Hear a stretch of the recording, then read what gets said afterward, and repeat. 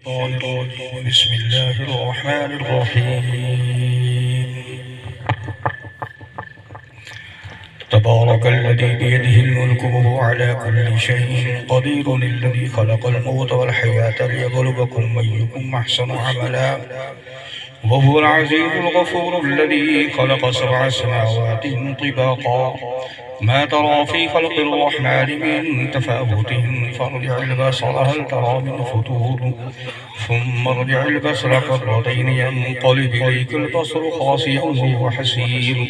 ولقد زينا السماء الدنيا بمصابيح وجعلناها رجوما للشياطين وأعتدنا لهم عذاب السعير. وللذين كفروا بربهم عذاب جهنم وبئس المصير. إذا ألقوا فيها سمعوا لها شهيقا وهي تفور تكاد تميز من الغيظ، كلما ألقي فيها فوج سألهم خزنتها ألم يأتكم نذير، قالوا بلى قد جاءنا نذير فكذبنا وقلنا ما نزل الله من شيء إن أنتم إلا في ضلال كبير.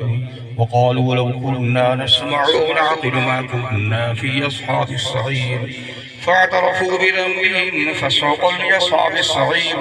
إن الذين يخشون ربهم بالغيب لهم مغفرة وأجر كبير. وأسروا قولكم واجهروا به إنه عليم بذات الصدور. ألا يعلم من خلق وهو اللطيف الخبير.